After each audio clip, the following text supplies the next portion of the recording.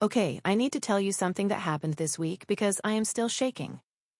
My friend Sarah has been dating this guy for 3 months. She keeps telling me he is the most amazing person she has ever met.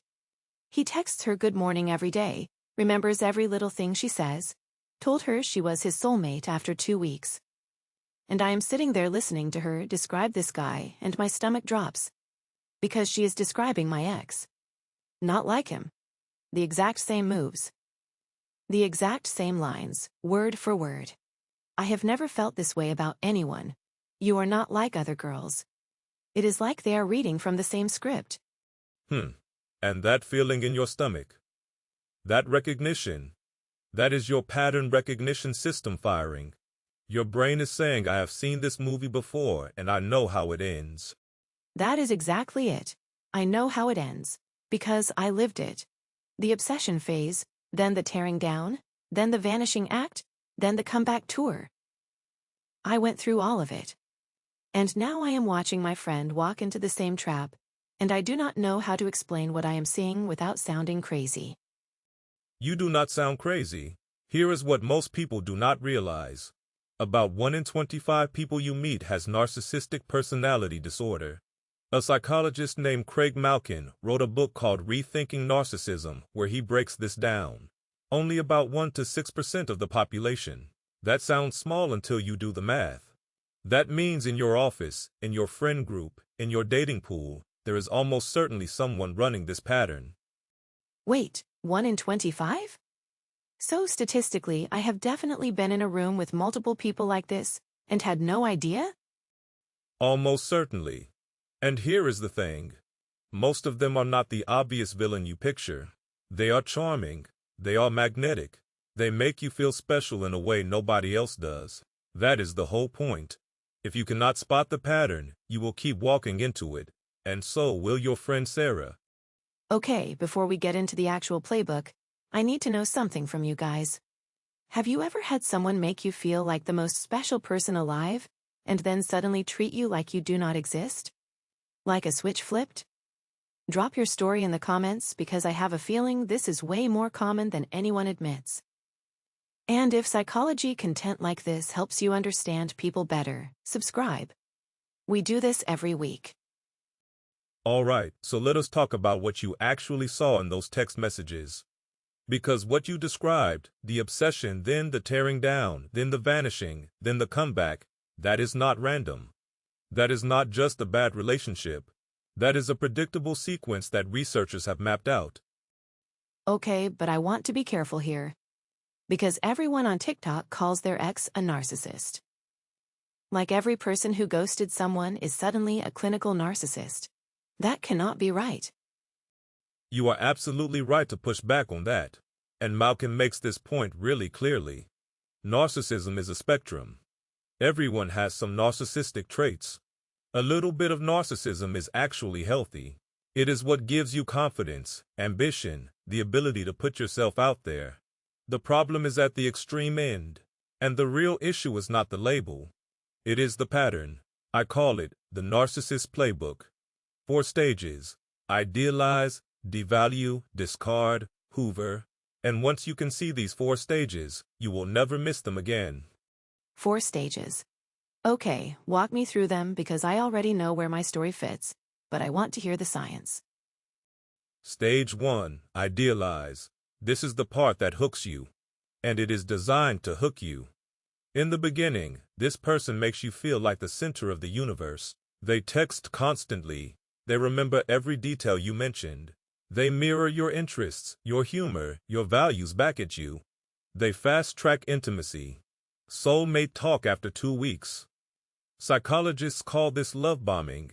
And it works because your brain gets flooded with dopamine. You are literally getting high on this person's attention. It feels like the most intense connection you have ever had. That is insane because that is exactly what Sarah is describing right now. He remembers everything. He texts her constantly. He already said the soulmate thing. And I remember feeling that exact same high with my ex. Like nothing else in my life compared to how he made me feel in those first few weeks. And that is the trap. Real connection builds slowly. It is awkward sometimes. It has gaps. Love bombing is not about connection. It is about creating dependency. Think of it like someone handing you the best drug you have ever tried and then saying, by the way, I am the only dealer in town. The high is real, but it is manufactured. Oh my God. The dealer analogy. That is exactly what it felt like. Like I was addicted to his attention specifically. Nobody else's attention hit the same way. And I want to pause here. This is education, not therapy. If what we are describing sounds like something you are living through right now, please talk to a licensed therapist who specializes in this. Understanding the pattern is powerful, but it is not a substitute for professional support. Right, but honestly, just hearing that this has a name already makes me feel less insane. Okay, so what happens after the high? When does it turn? Stage 2, Devalue. And this is where the person who worshipped you starts tearing you down. It does not happen overnight, it is gradual. Little criticisms. You used to be more fun. Why are you wearing that?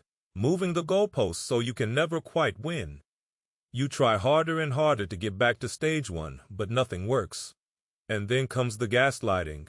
They deny things they said. They tell you you are too sensitive. They rewrite history until you stop trusting your own memory. That is the part that destroyed me. Because I went from feeling like the most special person alive to feeling like I could not do anything right. And the worst part? I thought it was my fault. Like if I could just be better, be prettier, be less needy, we would go back to how it was in the beginning. And that is exactly what the devalue stage is designed to do. Keep you chasing the high from stage 1. B.F. Skinner figured this out in the 1950s. The most addictive reward pattern is not getting rewarded every time. It is getting rewarded unpredictably. Same mechanism as a slot machine. You keep pulling the lever because maybe this time it will pay off. Maybe today he will be the guy from month 1 again. Wait, so I was basically addicted to a slot machine that looked like my boyfriend. That is the most disturbing thing I have ever heard. And it is exactly right. The intermittent reinforcement is what makes this so hard to leave. If someone was terrible all the time, you would walk away, but they give you just enough of the good version to keep you hoping. That random Tuesday where they are sweet again? That is not them coming back. That is the slot machine paying out just enough to keep you playing. Okay, that random Tuesday thing just hit me in the chest. Because I literally used to live for those days. Okay, what is stage 3? Stage 3, discard. After they have built you up and torn you down, they just leave. Sometimes it is sudden. One day they are there, the next day silence. Sometimes it is the slow fade. Shorter texts, canceled plans. Sometimes they have already found someone new and they replace you like you never existed. The discard is designed to make you feel worthless. Because a person who feels worthless is easier to hoover back in later. He just stopped responding. 3 days of nothing. I was sending paragraph texts at 3 in the morning trying to figure out what I did wrong. And he was already posting with someone else. I felt like I did not exist. Like I had imagined the whole relationship. And here is what most people do not expect. Stage 4, Hoover, named after the vacuum cleaner because they suck you back in. Weeks or months later, they show up. I have changed. I was going through something. You were the best thing that ever happened to me. And because your brain is still wired to that dopamine hit from stage 1, every part of you wants to believe them. The Hoover works because it feels like stage 1 again. But it is not. It is just the cycle restarting. He literally texted me 6 weeks later saying, I have been doing a lot of work on myself. That exact line. And I almost went back. Almost. What stopped me was my friend who said something that changed everything. She said stop listening to what he says and start looking at what he does. Trust the pattern, not the words. Your friend gave you the single most important rule for dealing with this pattern. Trust the pattern, not the words. Because the words are always stage 4. The words are always the Hoover. But the pattern, idealize, devalue, discard, Hoover, that is the truth. And each time through the cycle, the idealized phase gets shorter and the devalue phase gets longer. It does not get better. It spirals down. Okay, so now I need to understand something. Why me? Like I am not stupid. I have good friends. I have a degree. Why could I not see this happening? You are not going to like this answer, but it is actually because of your best qualities. Researchers at the University of Surrey found that people with high empathy are disproportionately targeted by narcissists, not because empaths are weak, because empaths do something narcissists need. They give the benefit of the doubt. They try to understand. They stay and try to fix things instead of walking away. A narcissist looks at someone with high empathy and sees an unlimited fuel source. Wait, so the thing that makes me a good friend and a caring person is the exact thing that made me a target. That is so messed up. Your empathy is not the problem. The problem is empathy without boundaries. You can be deeply empathetic and still say this pattern is not acceptable and I am walking away. Those two things can coexist. Empathy with boundaries is not code, it is survival. Empathy with boundaries. Okay, I need that tattooed somewhere. But practically speaking, what do I actually do? Like if I see this pattern starting with Sarah's boyfriend, or if I find myself in it again, what is the move? Quick pause. If this is making you rethink a relationship you have been in, hit that like button. And subscribe if you have not already. Tell us in the comments which stage hit closest to home. We genuinely read every single one. Okay, back to the science. Okay, so defense. The most effective strategy I have seen is called the gray rock method. The idea is simple. You become the most boring, unreactive person in the room. Like a gray rock. Narcissists feed on your emotional reactions. Your anger, your tears, your desperate explanations, your paragraph texts at 3 in the morning. That is their fuel. When they provoke you, you give short, flat responses. Okay, sure, got it. You do not defend. You do not explain. You do not engage emotionally. You starve the playbook of the reactions it needs to run. So instead of writing a 5-paragraph essay about my feelings at 2 in the morning, I just say, okay, period. That sounds so simple, but also like the hardest thing in the world. It is hard, because every part of you wants to explain, to be understood, to make them see what they are doing. But here is the thing. They already know what they are doing. The explanation is not for them. It is fuel for them. Gray Rock has 3 rules. 1. Short responses only. 2. No emotional content. 3. No defending or explaining yourself. You become so boring that the narcissist moves on to someone who gives them the reaction they need. Okay, so gray rock is the immediate defense. What about the bigger picture? Like, how do I make sure I do not end up in this cycle again with the next person? 2 things. First, boundaries enforced with behavior, not words.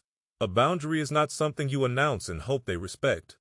It is something you enforce with your actions. You decide what you will and will not accept, and when the line is crossed, you act. You do not explain. You do not negotiate. You act. A boundary is not a request. It is a decision. Okay, what is the second thing? The second thing is the rule your friend already taught you. Trust the pattern, not the words. When someone shows you who they are through their actions over and over, believe the pattern. Not the apology. Not the I have changed speech. Not the tears. The pattern is the truth. The words are always stage 4. The words are always stage 4. That just connected everything. Every sweet text after a blow-up, every I'm sorry, I will do better. That is not growth. That is the Hoover. And I want to be really clear about something. We are not here to help you diagnose anyone. Diagnosing someone with NPD is a clinical process that takes a trained professional. What we are doing is teaching you to recognize a pattern of behavior so you can protect yourself. You do not need a diagnosis to set a boundary. You do not need to prove someone is a narcissist to decide you deserve better. Right. I do not need to prove my ex is a narcissist. I just need to see the playbook and decide I am not playing anymore. And I need to figure out how to show Sarah what I am seeing without pushing her away. With Sarah, the best thing you can do is exactly what we just did. Do not label her boyfriend. Do not say he is a narcissist. Just describe the pattern. Ask her questions. Does he ever make you feel like nothing you do is good enough? Has the intensity changed? Let her see the pattern herself. Because the playbook only works when you cannot see it. The moment you see it, it loses its power. The playbook only works when you cannot see it. That is the whole point of this episode right there. Okay, my brain is completely rewired right now. Let me land this plane. 4 takeaways. Number 1. Real narcissism is rare. Only about 1 to 6% of people have NPD. But the pattern of behavior, the narcissist playbook, is what you need to watch for. Do not focus on the label. Focus on the pattern. Number 2. The narcissist playbook has 4 stages. Idealize is the love bombing that hooks you. Devalue tears you down and keeps you chasing the high. Discard throws you away. And Hoover sucks you back in so the whole cycle can restart. Each round gets worse.